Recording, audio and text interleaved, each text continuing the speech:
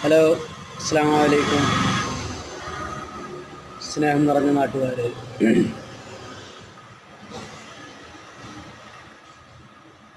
നമ്മുടെ ഈ കേരളത്തിൽ എത്രയെത്ര വെടിക്കെട്ട് അപകടങ്ങൾ ഉണ്ടായി. കേരളത്തിന് പുറത്തും ഉണ്ടായിട്ടുണ്ട്. എന്നിട്ടും എന്താണ് പഠിക്കാത്തത്? വെടിക്കെട്ട് വേണ്ട എന്നോ വെടിക്കെട്ട് നിർത്തണമെന്നോ ഒരു ഉദ്ദേശക്കാരനല്ല ഞാൻ. വെടിക്കെട്ട് പാടില്ല എന്നും ഞാൻ പറയണില്ല. അതൊക്കെ അവരുടെ മതാചാര പ്രകാരമുള്ള കാര്യങ്ങളല്ലേ. അതിലേക്കൊന്നും ഞാൻ കടക്കുന്നില്ല. എന്നിരുന്നാലും ഒരുപാട് കാലമായില്ലേ ഇതുപോലെ പലയിടത്തും പൊട്ടിത്തെറി ഉണ്ടാകുന്നത്. ഒരു സേഫ്റ്റി ഇല്ലാതെ എവിടെ വെച്ചുണ്ടാക്കുകയാണെങ്കിലും ഒരു സേഫ്റ്റി ഇല്ലാതെ എന്തുണ്ടാക്കലത്?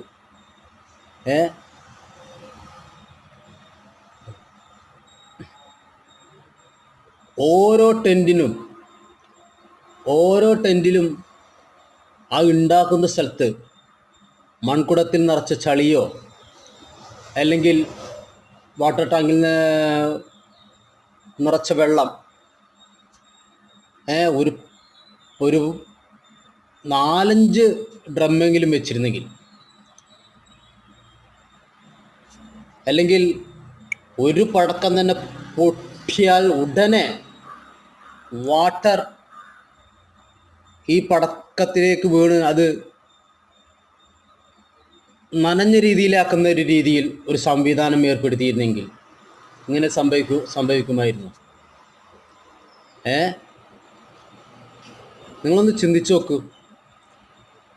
ഈ പടക്കങ്ങൾ പൊട്ടണ നേരത്ത് ഈ വാട്ടർ ടാങ്ക് കണ്ട് പൊട്ടിക്കഴിഞ്ഞാൽ ആ വെള്ളം അങ്ങോട്ട് പരന്നു കഴിഞ്ഞാൽ ഈ വെടിക്കെട്ട് സാമഗ്രികളിലേക്കാണ് ഇതൊക്കെ പോണത്.